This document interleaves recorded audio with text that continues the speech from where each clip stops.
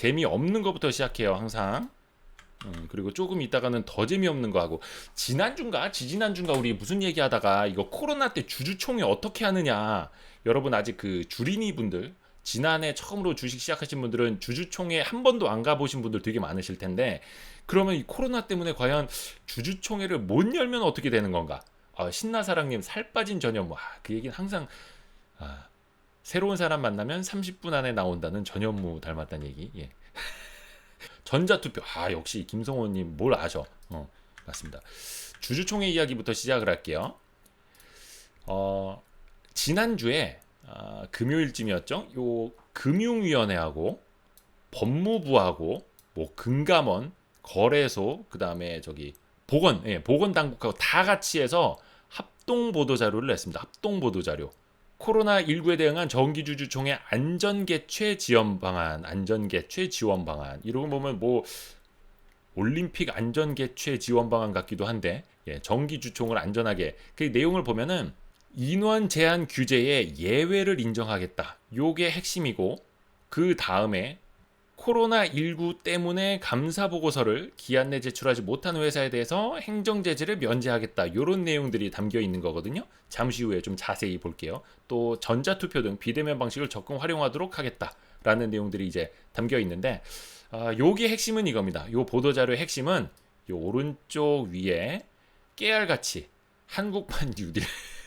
아니 이거 무슨 광고판도 아니고 보도자료 옆에다가 한국판 뉴딜이고 왜 써붙이냐고 이거.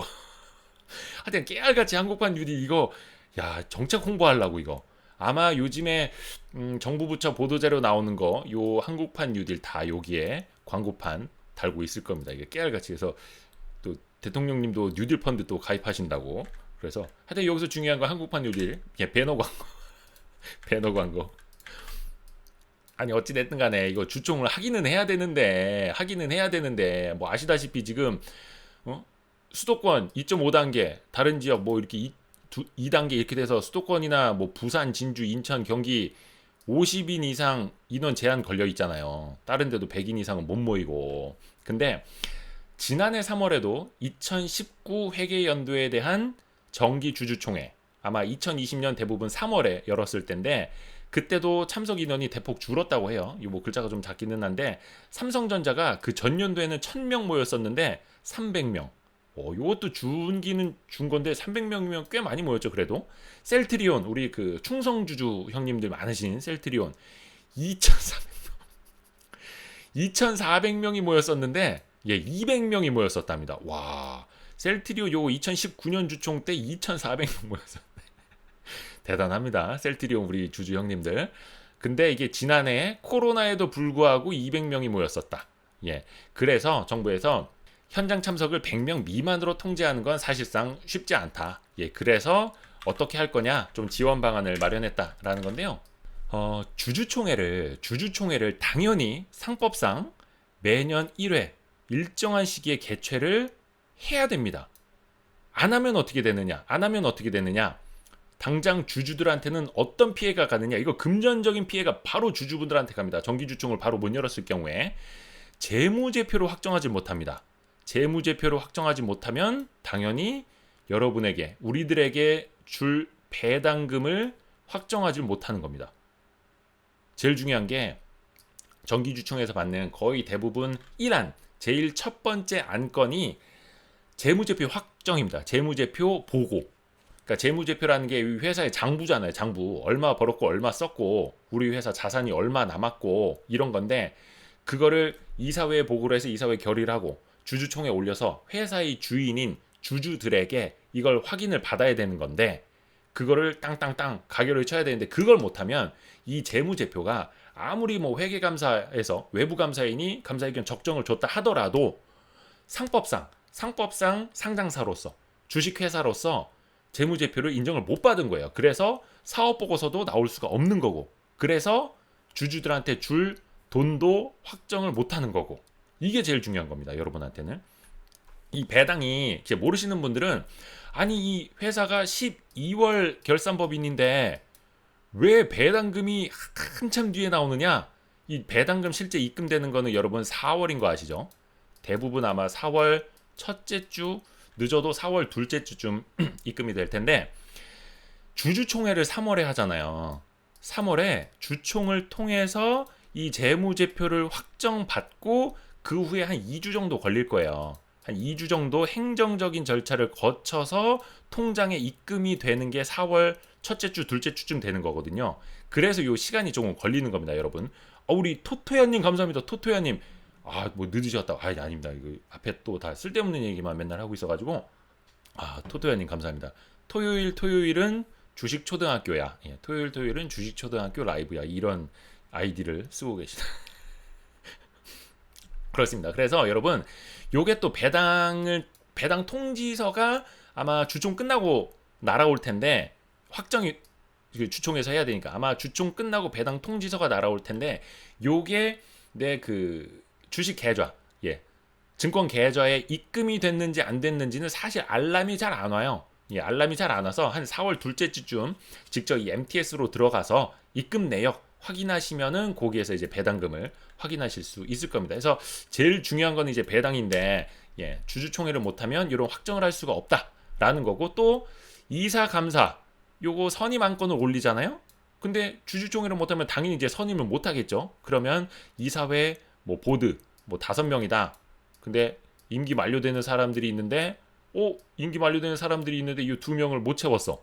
그럼 나중에 이사회 의결도 제대로 할 수 없는 이런 이제 심각한 문제에 처할 수가 있습니다. 그래서 주총은 해야 되고 어쩔 수 없이 또 현장 개최가 불가피하다. 이런 내용이고, 해서 중요한 건 방역 조치를 준수하는 정기주총에 대해서는 인원 제한, 뭐 50인, 100인 이거 제한 없이 우리 셀트리온 형님들 2,400명 다시 모이셔도 될 것 같다.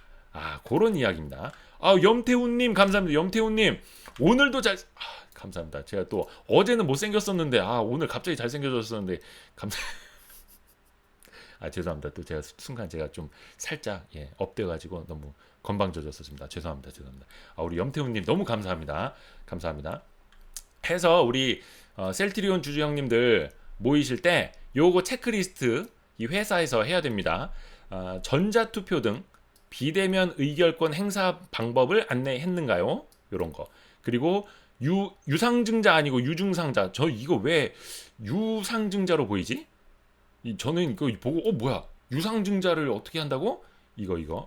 근데 유증상자. 유증상자는 주총장 출입이 제한될 수 있음을 안내했는가? 요거. 주총장 이동을 위한 전용 동선. 전용 동선을 마련했느냐? 회사 다른데 이제 못 돌아다니게. 또 요거 뭐 마스크 손소독제 이제 체온계. 그다음에 출입 시 명부를 작성하도록 했는지. 요거는 이제 주주명부 부분에 다 나오는 거니까 주주명부. 그리고 마스크 착용 의무화. 음식 섭취를 통제할 이거 제일 중요한 거다. 제일 중요한 거. 이거.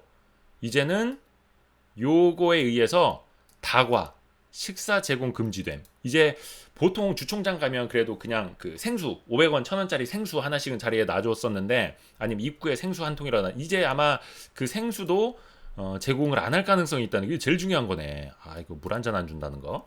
그 다음에 주총 종료 후 환기와 소독을 실시했는지. 그리고 이것도 중요한 겁니다. 주총 종료 후 식사 등 사적 모임 자제를 안내. 이거 주총 끝나고 형님들 저기 모여가지고 밥 먹으러 가지고 모여가지고 또 우리 주총 잘 끝났으니 한잔 하러 가야지. 이거 하면 안 된다라는 거. 이거 꼭 안내해야 된답니다. 이거 여러분 주총 끝나고 곧장 댁으로 가세요. 어디 한잔하러 가시면 안 됩니다. 요거 중요한 겁니다. 참 항상 그런 형님들이 있어. 오랜만에 봤으니까 저기 한잔하러 가야지. 이거 그리고 전자투표 이거 장려한다고 이야기를 했잖아요. 그래서 수수료도 면제를 한대요. 수수료. 근데 어차피 뭐 수수료 여러분이 내시는 건 아니고 기업이 부담하는 전자투표, 전자위임장 서비스 그 수수료를 면제해 준다. 뭐 이거 아마 기업들이 받는 건데 그거 그냥 받지 말라고 아마 정부가 또 옆구리 쿡 찔렀겠죠. 뭐 하여튼간. 그리고 요거 보면은 조금 이따 제가 이야기해 드릴 건데, 전자투표 서비스 하는 데가 3곳이 있어요. 한국예탁결제원, 줄여서 예탁원이라고 하는 곳, 그리고 미래에셋증권, 삼성증권 요길 서비스를 하는데 요거 무료로 해준다니까 우리 그 상장사 형님들, 요거 기업들 아직까지도 전자투표 도입 안 한 회사들 많아요. 요런 회사들 하여튼 요거 보고 좀 도입 좀 하시라는 거고. 그리고 예탁결제원에서도 요거 전자투표, 전자위임장 서비스 어떻게 하는 건지 유튜브나 네이버 TV 시청 전에 15초 프리롤 광고, 광고 돌린다네. 이거 주식초등학교에도 좀 넣어주지. 이거 제가 주식초등학교에서 협찬받고 이거 전자투표 어떻게 하는 건지 영상 만들어 드릴 용의는 있는데, 근데 아마 예탁결제원이나 미래에셋이나 삼성증권에서는 저희 그 주식초등학교의 존재도 모를 거예요. 근데 보세요. 만약에 코로나19 때문에 감사보고서 제출이 지연된다면 어떻게 되는지 말씀을 드릴게요. 요거 진짜 여러분한테 아주 큰 문제가 될 수도 있어가지고, 감사보고서, 재무제표, 사업보고서 제출 지연은 자본시장법 및 외부감사법 등 관련 법령 위반이다. 그래서 과징금 부과, 물론 이런 거 이제 회사가 내는 돈이니까 피부에 와닿지 않을 수도 있는데, 관리 종목 지정, 이러면 이제 수급상 좀 문제가 될 수도 있겠죠. 그리고 제일 중요한 거 상장 폐지 등 시장 조치 대상이 된다. 요건 이제 사업 보고서를 못 냈을 때 상장 폐지.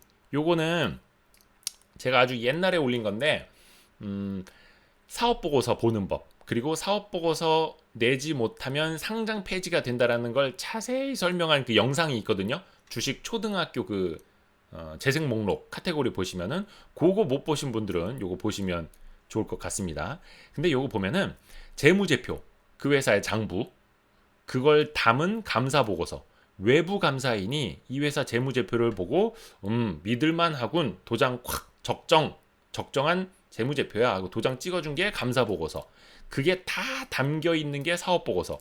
그러니까 최종적으로 사업 보고서를 내야 되는 거고, 사실 재무제표랑 감사 보고서를 늦게 내면은 뭐 과징금 부과, 관리 종목 지정이 되는데, 그걸 담은 사업 보고서를 안 내면 요건 상장 폐지.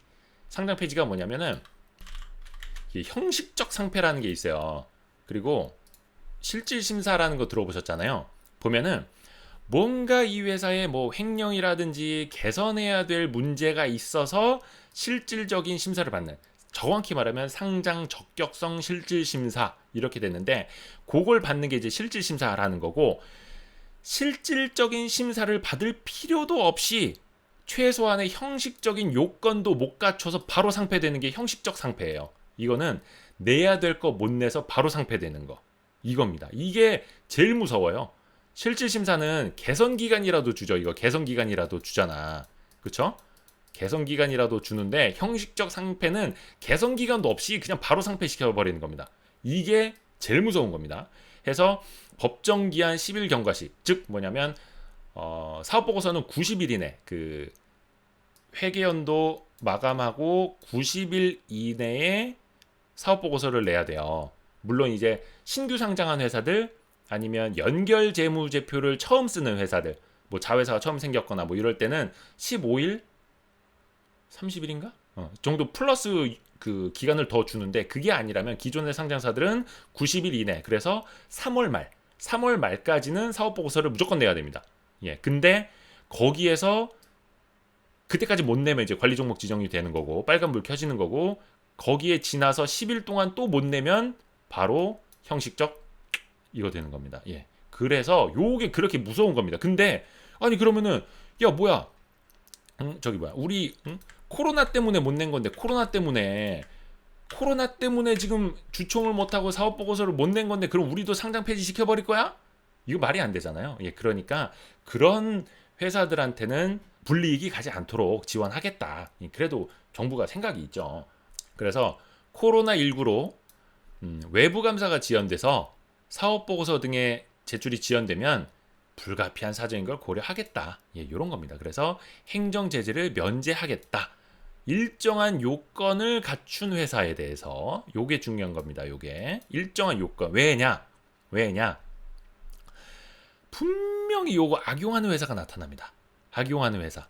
요게 뭐냐면 제재를 면제해 준다라는 건, 그래, 코로나19 때문에 쟤네 외부 감사, 중국에 자회사가 있어? 동남아시아에 자회사가 있어? 아니면 저기 막 이탈리아 뭐 이런 데 자회사가 있어? 근데 거기 지금 코로나가 엄청 나가지고 그 회계 실사를 하러 갈 수가 없는 거예요. 회계 실사를 하러 갈 수가 없어. 뭐 재고 자산도 파악을 해야 되고 하는데 그래서 외부 감사가 지연될 수밖에 없어. 그러면 그래요. 그러면은 뭐 한 2주 정도 시간을 더 드릴 테니까 한번 해보세요. 이런 식으로 유예 기간을 준다든지 제재를 면제해 준다든지 이런 걸 이제 해주는 건데 요거를 분명히 악용하는 회사가 나타납니다. 악용하는 회사. 우리 이번에 감사 보고서 못 낼 것 같은데 지금 우리 분식한 거 걸릴 것 같은데 우리 외부 감사인이 이거 트집 잡아가지고 우리 감사 의견 한정 줄 것 같은데 거절 낼 것 같은데 근데 그래 그럼 우리도 코로나19 영향이 있다 하자. 우리 저기 그래도 자회사 어디 외국 어디 있으니까 거기 코로나 심각하다고 하자. 그렇게 악용하는 회사들이 있다라는 겁니다. 그래서 그런 회사들에게는 그 외부 감사인이 요 외부 감사인 회계법인이죠. 회계법인이 그래요. 이 회사는 맞아요. 악용하는 게 아니라 코로나19 영향이 커서 감사가 지연되는 거예요. 이 회사는 제재를 좀 면제해 줘야 돼요. 이렇게 정부에다가 같이 신청해주고 회사가 신청을 할 때 동의를 해줘야 돼요. 동의 안 하면 이 면제 대상으로 정부가 접수를 안 해줍니다. 그냥 떨어뜨려 버립니다. 요게 그래서 지난해 보도 자료입니다. 이거 올해는 아니고 2020년 3월 25일 증선위 증권선물위원회라고 금융위원회 산하에 있는 증권선물위원회인데 거기 의결 내용이에요. 미국의 뭐 SEC 이런 데 비슷한 거예요. 66개 회사가 신청을 했어요. 근데 제재 면제 요건을 갖췄다라고 본 게 63개 회사. 그러니까 3개 회사는 탈락. 뭐야 니네 저기 코로나 영향도 아닌데 어디서 뻥치고 있어. 봐줄 생각 없어 저리 가. 이거 저기 면제 좀 해주세요. 근데 면제해줄 생각 없어 저리 가. 이거 그게 이제 3군데가 떨어졌다라는 거. 상장사는 그중에 이제 35개였었다는 거 이제 참고하시면 되겠고 뭐 비상장사도 있고 그렇습니다. 우리 또 SK 킴 형님 감사합니다. 고맙습니다. SK 엄청 올랐던데. SK도 엄청 올랐던데. 진짜 부럽다 우리 SK 킴 형님. 떨어진 회사가 분명히 있다는 거. 그리고 66개 회사가 면제를 신청했다라고 말씀드렸잖아요. 근데 요거를 더 웃긴 거는 자진해서 철회한 회사들이 꽤 됩니다. 요거 언론 보도 되면서 저 회사 지금 그 전분기에도 막 전반기에도 막 한정 의견 나왔고 지금 시장에서는 상패 되네 만에 막 횡령도 있었고 그런데 뭐 지들이 코로나19 영향 있다고 면제해달라고 신청했다고 막 이런 거 이제 언론에 보도되고 하면서 슬쩍 철회한 회사들이 지난해에도 꽤 됐습니다. 그렇게 철회한 회사들 빼고 떨어진 회사만 세 군데 있었다라는 거고요. 근데 요 중간에 보면 그렇게 해서 요걸 악용하려다가 걸려서 철회한 회사, 악용하려다가 걸려서 떨어진 회사도 있는 반면에 이거 억울하게 제재를 면제받지 못해서 억울하게 거래 정지된 회사도 작년에 있었어요. 여러분의 투자한 회사가 이럴 수도 있습니다. 왜냐면 내가 만약에 회사에 투자를 했어. 근데 이 회사가 자회사가 중국에 있어. 그리고 이 회사가 중국에 있어 자회사 회계감사 조금 지연이 되니까 기간을 좀 더 달라. 제재 면제를 신청을 했는데 외부 감사인이 사이가 안 좋든 어떻든 간에 에이 저 회사 얘기 믿지 마세요. 저 회사 제재 면제 해주지 마세요. 저 회사 그냥 거래 정지시켜버리세요. 그래서 진짜 거래 정지됐던 회사가 있습니다. 바로 우리 코나아이, 요 코로나아이 아니고 코나아이, 코나아이라는 회사가 작년에 어떤 일이 있었느냐. 지금도 그런데 이제 북경 심걸 과기 모르겠다. 하여튼 중국 현지 자회사 그리고 방글라데시에도 자회사가 2군데 있습니다. 그러니까 당연히 작년에 중국이 제일 엄청 심했잖아요. 코로나19. 그것 때문에 관련 서류 내용을 뭐 제출을 못했어. 제때. 근데 감사인이 동의를 안 해준 거야. 동의를 안 해줬어. 코나아이가 금융위원회 금감원에 우리 자회사가 중국에 있고 서류를 내기가 현지 실사를 하기가 지금 어려운 상황이니 좀 시간을 더 주십시오. 제재를 면제해 주십시오 했는데 여기 회계법인이 에이 쟤네 말 뻥이에요. 믿지 마세요. 동의를 안 해줬어. 그래서 코나아이가 바로 거래 정지. 거래 정지 당했고, 예. 그때 저 코나이 저도 조정일 대표님 만나서 뉴스를 내보냈었는데 결국은 어떻게 됐느냐? 6개월 동안, 반년 동안 재감사를 받았습니다. 반년 동안 재감사를 받아서 결국에는 감사의견을 적정 받아냈고 상장 폐지 사유가 해소가 돼서 아마 10월쯤부터 거래가 재개됐을 겁니다. 근데 한 반년 동안 거래가 정지됐었다라는 거. 그러니까 이 회사 주주들은 마른 하늘에 날벼락을 맞은 거예요. 결과적으로 이 회사는 믿을만 했고 감사 의견도 잘 나왔는데 당시에 이 회계법인하고 뭔가 틀어져서 감사 의견이 안 나와서 하여튼 그런 있었습니다. 예, 뭐 이제 요걸 악용하는 회사도 있지만 요걸로 피해를 보는 회사도 지난해 있었다라는 거. 그게 이제 코나아이라는 거 이제 대표적으로 예를 들어 드리는 거고요. 하여튼간 그래서 정부는 코로나19로 인한 불이익이 없도록 행정적인 절차를 지원해 주겠다. 그래서 예, 요런 내용들 아까 한번 다시 이야기를 해드리는 거고요. 그러면 행정적인 절차를 뭐 면제해 주는 거는 좋아. 그러면 이 회사들도 정부에서 이렇게 도와주는데 또 주주들도 양해를 해주는데 리스크를 지고도 이 회사를 기다려주는데 믿고 기다려주는데 더베리 머니투데이 건가요? 네, 맞습니다. 머니투데이 그 계열사입니다. 계열사. 예. 가족 회사입니다. 가족 회사. SJ. 그죠. 코나이 그 지역화폐하고 그 신용카드 만드는 회사. 그래서 이 상장사들도 전자투표를 적극적으로 좀 활용을 해야 되는 겁니다. 아까 제가 이야기를 해드렸죠. 한국예탁결제원, 미래세대우, 삼성증권에서 이 온라인 주총, 뭐 K보트, 플랫폼 V, 온라인 주총제 이런 서비스를 해요. 전자투표 쓰시라고. 우리 금조형님 감사합니다. 금조형님. 또 와이프랑 술 먹고 출석해서 죄송해요. 별 말씀을요.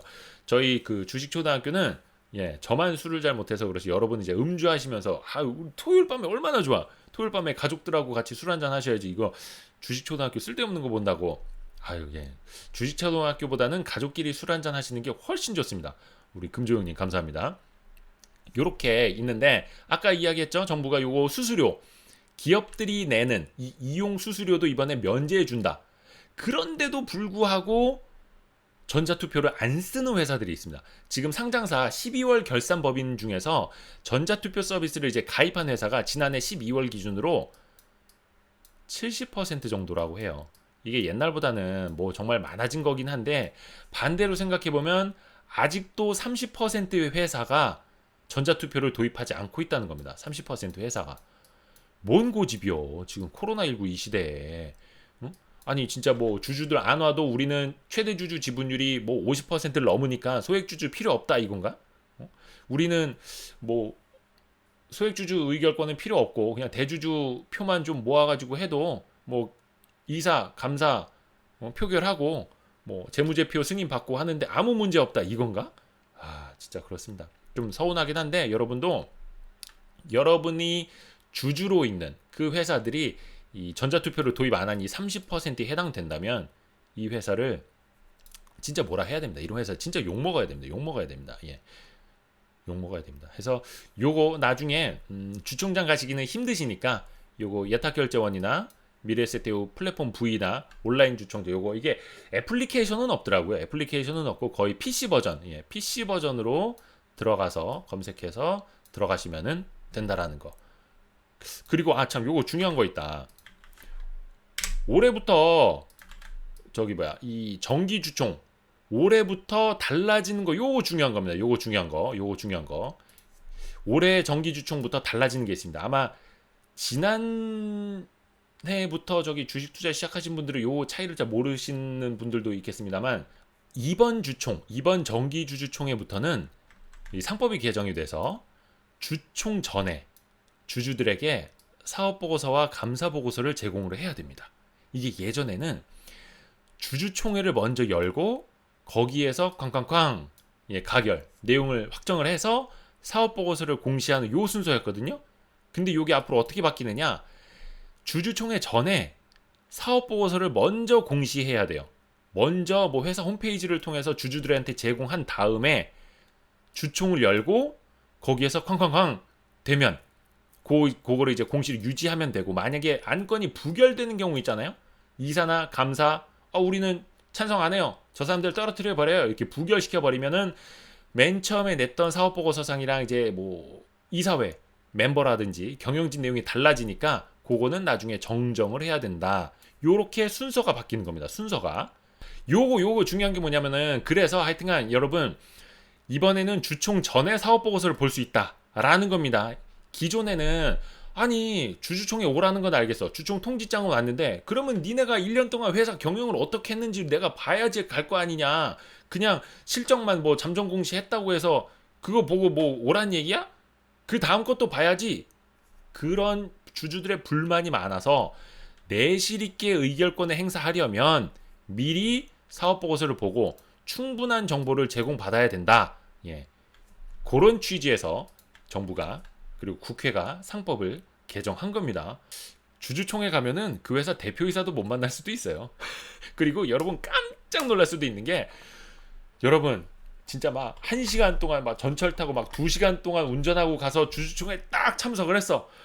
힘들게 왔다. 막 주주 명부 확인하고 막 사인하고 신분증 확인하고 해서 들어갔어. 근데 주총이 여러분 5분 만에 끝날 수도 있습니다. 5분 만에. 미리 의결권 다 받고 뭐 동의 다 받고 해서 대주주끼리 다 해놔가지고 뭐 의결권 카운팅 할 것도 없이 와가지고 5분 만에 끝납니다. 진짜 1시간 동안 갔는데 5분 만에. 자, 이번에 1안 연결 재무제표 승인에 관한 건입니다. 뭐 의결 종족수 몇 건에 뭐 찬성 몇 표, 반대 몇 표, 로 가결되었습니다. 혹시 이의 없으십니까? 뭐 이렇게 해서 1안 가결됐습니다. 2안 이사 선임 안건 뭐 몇 명 가결됐습니다. 자, 3안 뭐 배당에 관한 안건 가결됐습니다. 오늘 주총에 참석해 주신 여러분 고맙습니다. 안녕히 돌아가십시오. 끝. 진짜 마음 먹으면은 주주총회 아마 그 의장하고 의장 인사말 안 하고 또 사회자가 좀 말 좀 빨리 하고 하면은, 제가 봤을 때 이거 맘만 먹으면 3분 안에도 끝낼 수 있어요. 주총. 진짜 거의 10분 안에 끝내는 건 당연하고, 주총 거의 한 3분 안에도 끝낼 수 있으면. 그래서 여러분 놀라면 안 됩니다. 놀라시면 안 됩니다. 놀라시면 안 되고, 제가 지난번에도 이야기 드렸지만 어떤 주총은 경영권 시비가 붙어있는 주총은 막 7시간 8시간 걸릴 수도 있는 반면에 그냥 대주주 지분율 엄청 높은 회사는 5분 안에도 끝납니다, 여러분. 그래서 너무 실망하지 마세요. 아니 근데 저는 주총을 확실히 의미 있게 해야 된다라는 그 생각이에요. 예전에 풀무원 같은 회사는 어떻게 했냐면 진짜 아나운서 데려다가 대표이사랑 앉아가지고 대화를 해요. 토크를 해요. 그리고 플로어에서 참석한 주주들이 질문도 하고, 그러니까 토크 콘서트처럼 주주총회를 하는 거예요. 뭐 물론 풀무원이라는 회사에 대해서 좀 안 좋게 생각하시는 분들도 좀 있지만, 저는 그런 어떤 소통 방식은 굉장히 높이 삽니다. 그래서 주총에 대표이사가 나와서 주주 간담회도 하고, 뭐 이거 의결은 빨리빨리 해야 되니까 의결 끝나고 주주 간담회를 하겠습니다. 이런 회사들이 이제 대부분인데, 그게 또 당연하다라고 생각을 합니다. 근데 아니 이거 풀무원 매수각 이거 아니고, 이거 여러분 큰일 납니다. 여러분. 진짜 나쁜 회사는 아예 대표이사가 주총장에 나타나지도 않는 회사가 있어요. 그리고 사회이사 후보, 이사 후보, 감사 후보들은 최소한 주총장에 나타나서 의결을 해주는 주주들한테 그래도 목례라도 해야 되는데 그것조차 안 하는 회사들이 있습니다. 이사 선임 후보, 감사 후보, 사회이사 후보, 대표이사, 이런 사람들이 주총장에 나타나지도 않는 회사들이 있습니다. 주주들 그냥 안 보려고 귀찮아서. 그리고 어차피 또 주주들도 잘 안 가요. 그럼 다 그냥 그 회사 직원들만 그냥 앞에 쭉 앉아 있고, 왜 주주들도 우리 사주니까 그 주주들이잖아요. 주주들이란다. 그러니까 직원들도 우리 사주 갖고 있으면 주주니까. 그래서 앞자리만 좀 이렇게 채워가지고 사진이나 찍고, 또 그거 나중에 법적으로 증빙해야 되니까 뭐 변호사가 와서 이거 확인하고 하거든요. 그러니까 그런 것만 남기는. 그래서 의례적으로 그렇게 주총을 하는 회사들이 많아가지고 주주들도 에휴 저 뭐 가면 또 뭐 하나 지들끼리 알아서 금방금방 하는데 쑥덕쑥덕 하고 뭐 끝내는데, 그래서 점점 이게 악순환으로 빠지는 거예요. 그렇습니다. 그래서 내실 있는 의결권 행사가 돼야 되는데, 그래서 이렇게 상법을 바꿔서 사업보고서를 먼저 보고 주총에 참석하세요. 사업보고서를 먼저 보시면 좋습니다. 자, 여기서 중요한 거 나옵니다, 여러분. 자, 요거 중요한 겁니다. 요거 진짜 요거는 여러분 이제 주가하고도 그 상관성이 높아지는 거라 요거 중시하셔야 됩니다. 사업보고서가 주주총회보다 먼저 공시되면서 여러분이 유념하셔야 되는 거, 당연히 실적. 예, 당연히 사업보고서에 실적이 담겨서 나오죠. 연결재무제표 아니면 별도 재무제표. 요거는 이제 잠정공시, 잠정 실적공시를 이 회사가, 요거는 이제 공정공시이긴 한데 이 회사가 잠정공시를 해도 되고 안 해도 되고, 그냥 분기보고서 나올 때, 그냥 반기보고서 나올 때, 그냥 사업보고서 나올 때 그냥 거기서 알아서 발라서 봐, 이렇게 공시하는 회사들도 많거든요. 그래서 사업보고서 나올 때 4분기 실적을 알 수밖에 없는 회사들이 꽤 있습니다. 그래서 사업보고서 띵 뜨자마자 4분기 실적을, 그러니까 거의 4 빼기 3 하듯이 연간 실적에서 3분기까지 실적을 빼야지 4분기 실적이 되는 거니까 요거 이제 잽싸게 보셔야 된다라는 거. 우리 성무경 형님 감사합니다. 그렇고 수주 잔액 요거 항상 보셔야 됩니다. 항상 분기 보고서, 만기 보고서, 사업 보고서에 제일 중요한 게, 어찌 보면 사실 실적은 과거 건데 수주 잔액은 미래의 실적과 직결되는 거기 때문에 사업 보고서가 띵 뜨자마자 이 주식쟁이들은 바로 수주 잔액부터 본다. 이거 항상 제가 강조 드리고 있죠. 우리 사토님 감사합니다. 캐펙스 끝나갈 때 또 전문가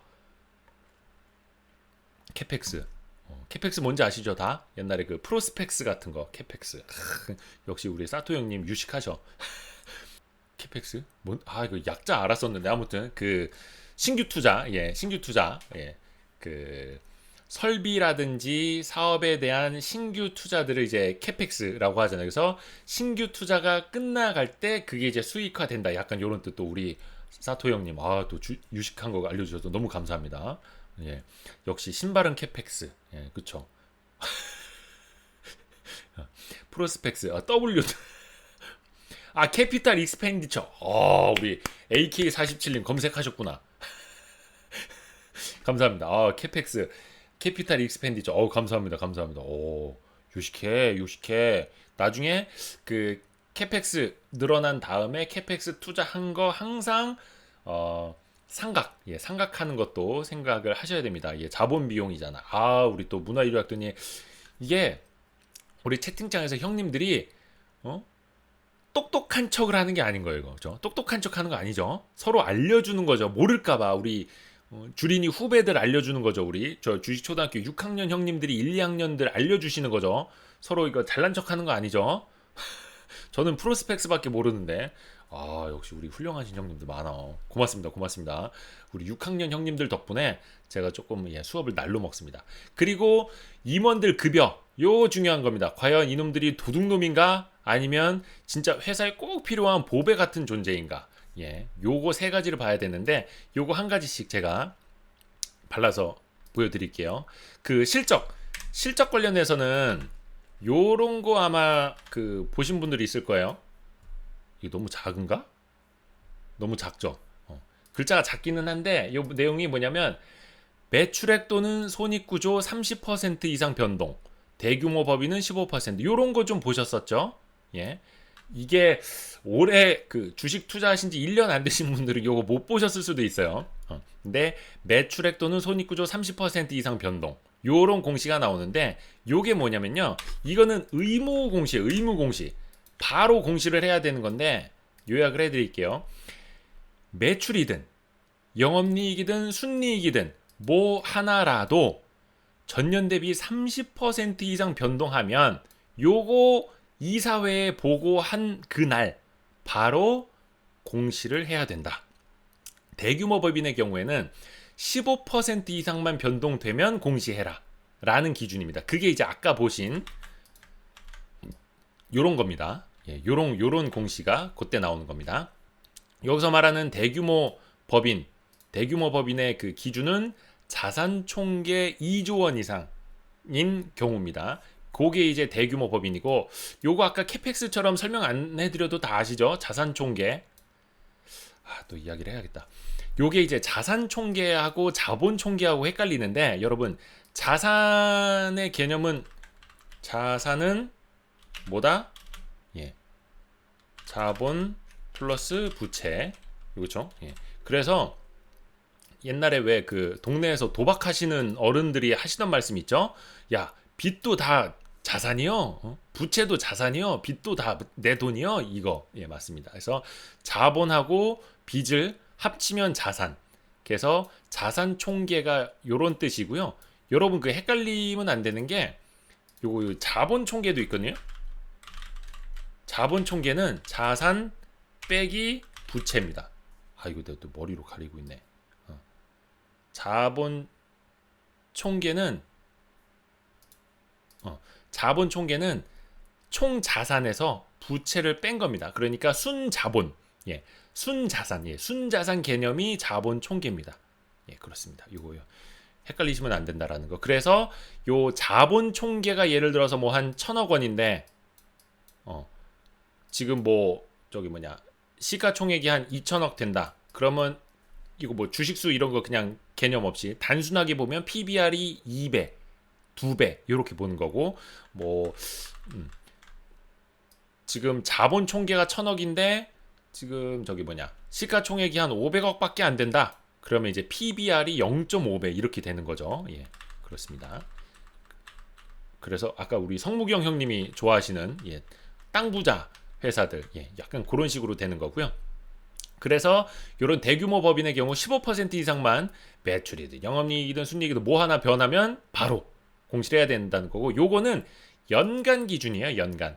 그래서 분기나 반기 실적은 이렇게 의무적으로 공시할 필요는 없고 대신에 회사들이 잠정 실적을 통해서 주주들에게 분기 보고서, 반기 보고서, 사업 보고서가 나오기 전에 미리 자기네 내부 결산을 한 시점에 공시를 통해서 잠정적으로 알려주는 겁니다. 그러니까 잠정적으로 이걸 알려주는 회사가 좋은 회사겠어요? 안 좋은 회사겠어요?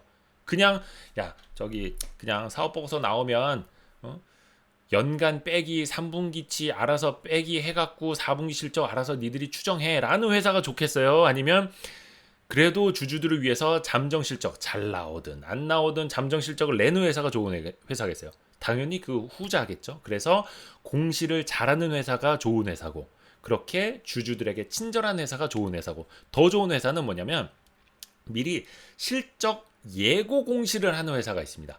잠정 실적을 내는 것뿐만이 아니라 이 잠정 실적을 언제 공시할게요라고 미리 예고까지 하는 회사가 있어요. 이런 회사들이 진짜 좋은 회사입니다. 이런 회사는 상 줘야 돼.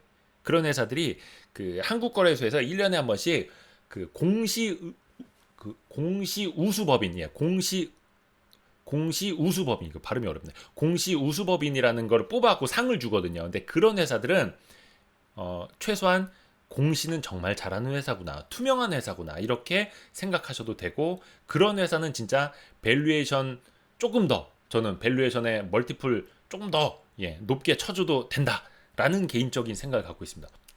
이거는 이제 주 재무제표 기준이에요. 30% 15% 이상 변동은 그 말은 뭐냐면 이 회사가 자회사가 없어서 그냥 별도 재무제표를 쓰게 되면 그 별도 재무제표 기준으로 15% 30% 변했을 때고 뭐 자회사가 있다. 그래서 주 재무제표가 연결 기준이다. 그러면 연결 기준으로 30% 15% 이상 변할 때 공시를 하는 겁니다. 근데 연결이 아니라 별도 재무제표 기준으로는 뭐 한 100%가 변했어. 그래도 공시 의무가 없다라는 거. 왜? 주 재무제표 기준이니까. 예, 요렇다라는 거고요. 그리고 흑자 전환되고 적자 전환되는 건 당연히 포함되죠. 이거는 퍼센테이지를 계산할 수가 없으니까. 그리고 주총 6주 전까지는 이런 내용을 공시를 해야 되는데 사실 요거는 이제 처벌 조항이 없다 보니까 예, 회사들이 요거 잘 안 지킵니다. 그래서 뭐 지금도 요즘에 이제 요거 30% 15% 이상 변동 그 공시들 많이 나오는데 2월 말까지도 이거 후두두두둑 쏟아지니까 요거 꼭 체크를 해보시면 좋겠고 아까 제가 두 번째가 뭐라고 했습니까? 이게 그 실적뿐만이 아니라 수주 잔액 이거 진짜 중요하다고 말씀드렸잖아요. 그거 제가 보여드릴게요. 이거를 왜 수주 상황, 왜 수주 잔고라고 이제 제가 괄호까지 쳐갖고 설명을 드리냐면 제가 항상 말씀드리죠. 사업보고서 나오면 사업보고서에서 사업 보고서, 분기 보고서도 됩니다. 분기 보고서도 되고, 분기 뭐 반기 보고서도 되고, 이런 보고서가 나오면 그 안에서 사업의 내용 들어가서 거기에서 컨트롤 F, 컨트롤 F, 이거는 여러분 키보드 얘기하는 거예요. 키보드 해서 수주잔까지만 치고 검색을 하면 된다라는 거. 왜냐면 요게 원래는 수주 잔액이라는 표현이 맞는데, 이게 일본식 한자어로는 잔고라고 아직도 많이 쓰거든요. 요게 근데 잔고는 일본식 표현이어서 사람들이 잘 모르기는 하는데, 그래 아직도 수주 잔고라고 쓰는 데가 있고, 이걸 수주 잔액이라고 쓰는 데도 있고, 어떤 회사는 또 수주 상황이라고만 쓰는 회사가 있어요. 그래서 컨트롤 F 치고 수주 잔 아니면 그냥 수주까지만 치고 찾으면 요런 게 나옵니다. 어떤 게 나오냐면 요거, 제가 이제 A사의 수주 잔액을 쭉 뽑은 건데, 이 회사가 A사가 어딘지는 제가 잠시 후에 공개해 드릴게요. 요거 한번 추정해 보세요. 요 수주 잔액이 얼마만큼 늘어나는지를 보고 이 회사가 어떤 회사인지 한번 추정을 해 보세요. 요거 그러면 재밌을 거예요. 2017년 말 기준으로 수주 잔액이 537억 원이었어요. 근데 1년 뒤에 2018년 말에 1560억으로 3배 넘게 뜁니다. 수주 잔액이. 우와. 아니 1년 만에 수주 잔액이 3배가 늘었어. 엄청나죠? 엄청나죠? 근데 요거 여러분 기억하십시오. 2017년하고 2018년 사이, 요거 왜 제가 시기를 기억하냐면 주가 보여드리려고 그래요. 주가. 요때 주가가 어땠는지. 그리고 이 회사가 나중에 어떻게 됐느냐. 요거는 이 같은 회사에 2019년 말 기준으로는 1870억까지 늘었어. 와, 거의 1900억까지 늘었네. 1500억대에서. 자, 이게 지난 3분기 말 기준입니다. 지난해 9월 말 기준으로는 와, 드디어 2000억 원을 넘어섰습니다. 수주 잔액이 2100억 원을 넘어섰습니다. 3년 사이에 수주 잔액이 4배가 가까이 늘은 거죠. 4배 가까이. 와, 두둥탁. 진짜 두둥탁 나올만 하죠.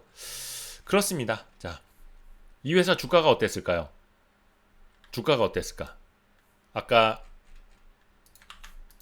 여기에서부터 신호는 나왔어요. 이거 뭐냐면 요 화면에 다 보이지는 않는데, 신호는 나온 게 2018년에 3배 이미 늘었어요. 이미 공장이 모자라. 공장이 모자라. 그리고 사실 늘어난 퍼센티지로 보면은 최근에 조금 덜 는 거긴 한데, 아무튼 굉장히 늘었죠. 자, 이 회사 주가입니다. 이름 나왔다. 이름 나왔네. 이름이 살짝 나갔네. 보세요. 제가 말씀드린 그 시점이 제 마우스 보이죠? 2017년 내서 2018년 갈 때 주가가 1,800원이었어요. 1,800원. 근데 안 올라. 이게 공시가 됐는데도 주가가 안 올라. 기껏 올라봐야 1,800원에서 2,200원까지 올랐네. 2,200원 올랐네. 근데 뒤로 가면 어떻게 됐다? 2019년까지도 사실 거의 안 올랐어요. 근데 이게 여기서 바로 그냥 로켓 쏘아 올렸죠. 로켓 쏘아 올렸어. 지난해야 비로소. 그리고 최근까지도. 이 회사. 와. 예. 맞습니다. CS 윈드 아니고 CC는 맞네. CIS입니다. CIS. CIS. 테슬라 아닙니다. 이거 테슬라 아니에요. 테슬라 아니고 이 회사가 스펙 상장한 회사였는데 CIS입니다. CIS. 2017년, 2018년도에 1,800원. 스펙 합병 상장한 가격보다도 더 낮게 내려왔었고, 심지어 어디였냐? 여기 뭐 보이지? 이거 심정지 차트 아닙니다. 이거 거래정지 차트 아니에요. 심지어 그 수주 잔고가 3배 늘어난 사업 보고서가 공시가 됐는데도 불구하고 거의 그냥 스펙 상장했던 그 주가 정도 회복했던, 네, 그 CIS가 지난해야서야 빛을 봐서 그 1,800원 하던 주가가 이거 지난주에 장난 아니더라. 이거 뭐 깜짝 놀래. 19일 날 2만 원까지 갔었어요. 장중에 2만 원까지. 뭐 물론 지금 이제 뭐 14,000 좀 오버슈팅 되긴 했어. 오버슈팅 되긴 했는데 결국 이렇게 수주 잔액이 늘어나는 회사는 아니 수주 잔액이 늘어났다는 건 뭐야? 당연히 시차를 두고 매출에 반영이 되는 거잖아요. 그리고 제가 이 회사는 누누이 말씀드리지만 기업 탐탐을 2번이나 방송을 했고 기업 탐탐을 했던 회사 중에서 내가 진짜 취재를 하는 회사니까 주식을 살 수 없어서 그런데 만약에 내가 이 회사를 취재하는 회사가 아니었다면은 진짜 나라도 주식을 사고 싶다라는 생각이 들었던 대표적인 회사가 제가 이제 CIS라고 맞습니다. PNT 경쟁사. 우리 김재용 형님이 잘하시네. PNT 경쟁사인데 아무튼 무슨 얘기를 하고 싶었냐면은 주가는 아무도 모른다. 결론은 그겁니다. 왜 아무도 모른다는 얘기를 해드리는지 아세요? 여기 주가 5,000원일 때 여기 창업자인 현 대표이사가 주가 5,000원일 때 자기 지분을 SBI 그 인베스트먼트 산하 펀드에다가 자기 지분을 매각을 했습니다. 5,000원대 매각을 했죠. 예, 5,000원대. 뭐 물론 이제 다른 옵션을 좀 갖고 있고 그 뭐야 CB 전환사채도 좀 갖고 있긴 한데 하여튼간 이 회사 지금 김수아 대표님하고 저 뭐 형님 동생 하는 이제 친한 사이인데 예. 최대 주주가 자기 지분을 매각한 가격보다 1년도 안 돼서 4배 갔다는 거. 아무튼 그렇습니다. 그래서 주가는 아무도 모르는. 그리고 이 회사 CFO가 지난해 말에 한 여기쯤에서 주식을 파셨어요. 한 8,000원대 주식을 파셨어. 나중에 물어보니까 대주주 양도세 때문에 조금 파셨다는데 CFO가 회사 주식을 판 이후에 2배 넘게 갔어. 주가 아무도 모르는 겁니다. 그래서 뭐 이 회사 내부자가 주식을 팔면 그게 꼭지 아니냐 모르는 겁니다. 뭐 이렇게 또 이렇게 슈팅 때리는 회사는 그렇습니다. 예, 그렇습니다. 아무튼 그런 사례가 있다라는 거고 저는 이제 요걸 통해서 보여드리는 거는 요렇게 항상 분기 보고서, 사업 보고서, 반기 보고서 나왔을 때 항상 빛보다 빠르게 수주 잔액을 찾아보시라 라는 당부의 말씀을 드리는 겁니다. 이거는 그 주식쟁이들은 항상 컨트롤 F 요거 컨트롤 F로 요거 달고 삽니다. 예, 그렇습니다. 그래서 이번에 또 볼 거는 이제 도둑 잡아야죠. 도둑 잡고 이 회사의 보배가 누구인지를 찾아야죠. 이 임원급여 보는 건데 요거 이제 많이들 아실 텐데 법이 바뀌어가지고 이거 한 4, 5년 됐다 법 바뀐 지. 그래서 5억 원 넘게 받는 사람 그리고 5억 원 넘게 받으면서 그 회사 저기 상위 5명까지 실명을 공시하도록 돼 있거든요.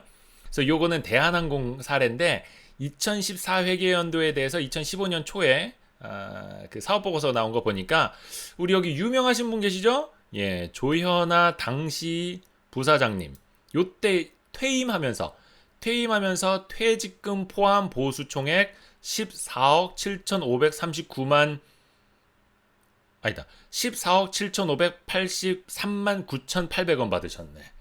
야 이거 800원까지 야 많이들 받으시네. 예, 그리고 여기 2018 회계연도 거 보면은 여기 또 유명하신 분 계시죠? 조현민 당시 전무님. 뭐 최근에 또 어디 복귀했다면서요?